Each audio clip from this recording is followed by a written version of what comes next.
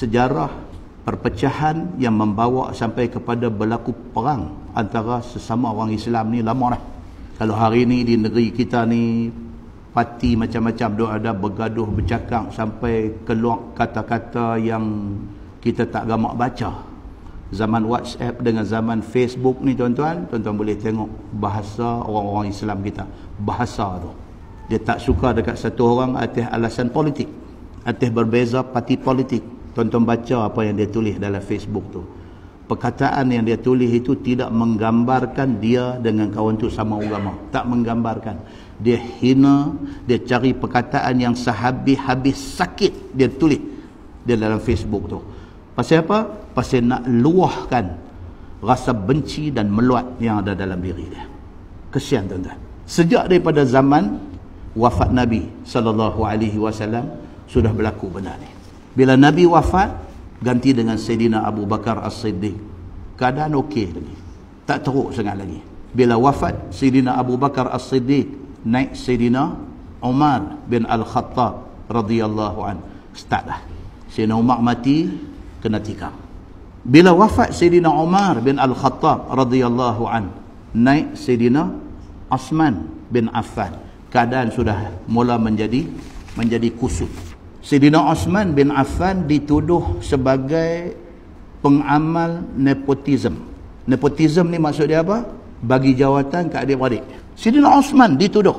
Sedangkan kalau tuan-tuan baca riwayat hidup dan sifat peribadi Sayyidina Uthman bin Affan radhiyallahu anhu, tuan-tuan boleh gambarkan Uthman ni orang macam mana. Satu orang yang cukup lemah lembut. Satu orang yang lemah lembut ni tiba-tiba orang Islam sendiri hantam dia. Dia berkata dia mengamalkan nepotism. Dia lantik adik-beradik dia untuk memegang pos-pos penting di dalam pemerintahan dia ketika dia menjadi khalifah. Keadaan itu akhirnya makin merebak, dia makin meroyak. Akhirnya wujud timbul satu pemberontakan. Depa pergi kepung rumah Sayyidina Uthman bin Affan. Depa kepung rumah dia di Madinah ni. Depa nak bunuh dia. Depa bukan kepung dia kerana nak takut-takutkan dia, bukan kerana nak ugut dia sahaja. Depa nak bunuh Sayyidina Uthman, sahabat Nabi yang menjadi menantu Nabi sallallahu alaihi wasallam. Depa nak bunuh dia. Pada hari rumah dia kena kepung, Sayyidina Uthman bin Affan naik pergi di atas rumah dia. Naik di atas, buka tingkap, tengok orang duk kepung mai ni dengan bawa parang, dengan apa, nak bunuh Sayyidina Uthman. Sayyidina Uthman jenguk daripada tingkap rumah dia. Dia kata, "Uzakirukum billah." Ni dia kata, aku nak peringat hampa dengan nama Allah Subhanahu wa taala. Hampa ingat tak, dia kata, satu ketika dulu ketika Nabi SAW dengan beberapa orang sahabat termasuk aku, dia kata duduk di atas bukit Hira. Tiba-tiba bukit tu berkocak, bukit tu bergoncang. Nabi kata kepada bukit tu, Nabi kata, "Usbut Hira." Wahai Hira, diam kamu. Jangan duk bergegak macam ni, diam kamu. Sesungguhnya falaisa alaika illa nabi. Yang duk ada atas hang lah ni adalah nabi, au siddiq, ataupun orang yang benar, iaitu Sayyidina Abu Bakar As-Siddiq, au syahid, ataupun orang yang akan mati syahid esok ni. Siapa dia? Uthman bin Affan radhiyallahu an. Hampa ingat tak benda ni jadi? Sayyidina Uthman kata dekat orang hak mai nak bunuh dia. Hampa ingat tak benda ni? Nabi sebut dah dulu ni, kata aku ni bakal mati syahid. Takkanlah hampa mai hari ni hampa nak bunuh aku? Jawab orang yang hati sudah diselubungi kemarahan dan kebencian. Tuan-tuan, bahaya apabila kita tanam dalam hati orang kebencian dan kemarahan. Bahaya dia apa? Dia mai satu masa dia tak boleh kontrol. Kalau kita didik orang-orang kita ni, orang-orang yang ikut kita ni, kita didik, kita semai, kita tanam dalam diri mereka kebencian dan permusuhan. Esok silat-silat hari bulan, daripada ikut kita, mereka jadi benci kita. Pasal apa? Pasal bibit kebencian itu kita yang semai dulu. Dulu kita semai untuk benci orang lain. Tiba-tiba dia terbalik, dia benci kita. Dia benci kita macam mana dia benci orang lain dulu. Bahayanya apabila yang disemai di dalam hati ini kebencian dan permusuhan. Itu sebab Nabi SAW dia tak pernah tanam dalam diri sahabat dia kebencian. Sebaliknya dia tanam kasih sayang dalam diri para sahabat. Geng ni mai kepung rumah Sayyidina Uthman. Sayyidina Uthman kata, hampa jangan lupa, hampa ingat tak dulu aku dengan Nabi duduk di atas bukit. bukit ni bergerak. Nabi suruh bukit ni diam. Nabi kata atai hang lah ni yang doa ada Nabi, yang doa ada Abu Bakar As-Siddiq, yang doa ada ni orang yang nak mati syahid aku. Dia kata, takkan hampa nak bunuh aku hari ni? Depa jawab apa? Depa kata naam, betul. Yang tu kami tahu. Tapi kok mana pun kami nak bunuh hang hari ni. Tuan-tuan, kebencian ni bahaya dia macam tu. Kata Sayyidina Osman lagi, ni aku nak pesan dekat hampa dengan nama Allah. Hampa ingat tak dulu, zaman Nabi dulu, nak jadi perang Tabuk. Perang Tabuk ni jadi ketika semua orang dalam susah.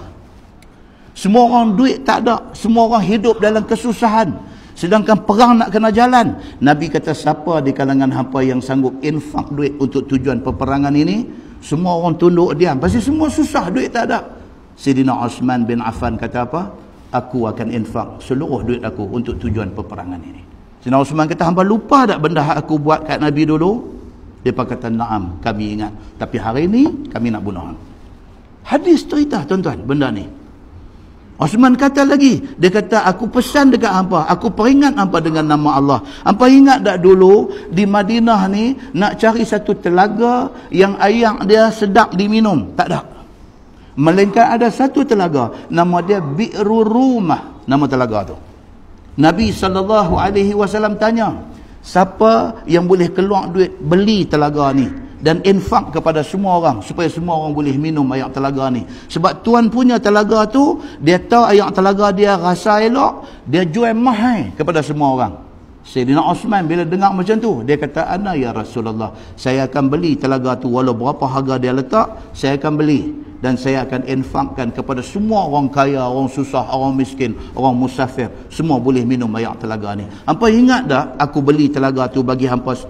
Dia kata ingat. Tapi hari ni Osman, kami nak bunuh. Muslimin dan muslimat yang dirahmati Allah sekalian. Bahayanya apabila kita semai kebencian dalam diri orang.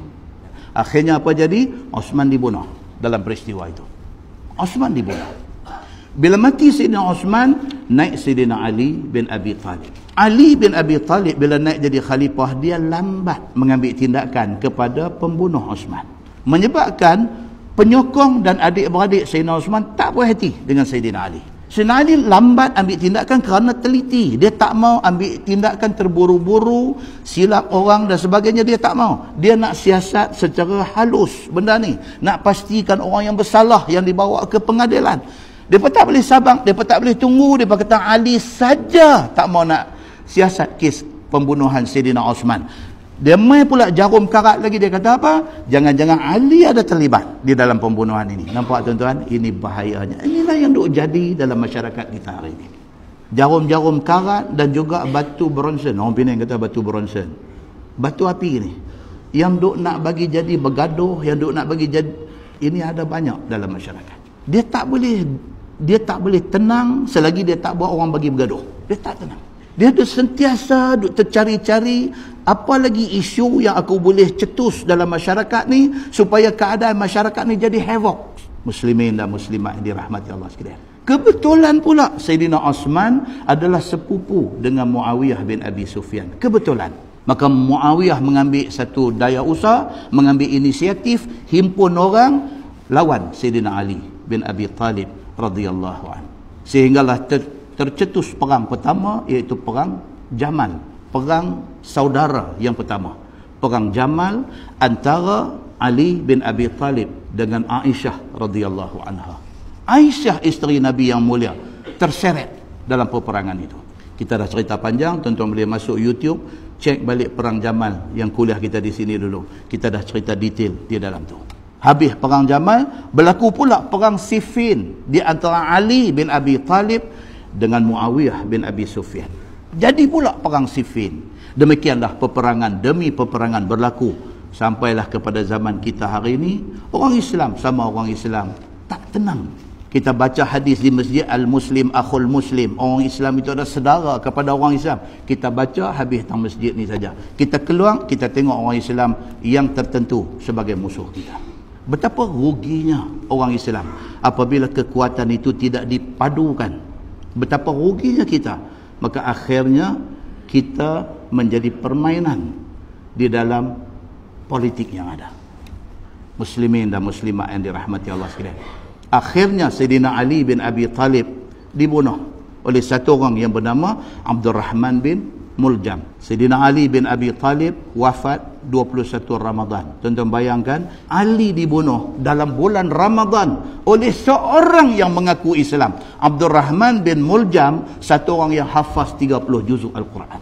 Dia bunuh Sayyidina Ali bin Abi Talib radhiyallahu anhu. Tuan-tuan tengok tak betapa bahayanya apabila kebencian ini dia meluap-luap, kita sudah tidak boleh kontrol kebencian itu.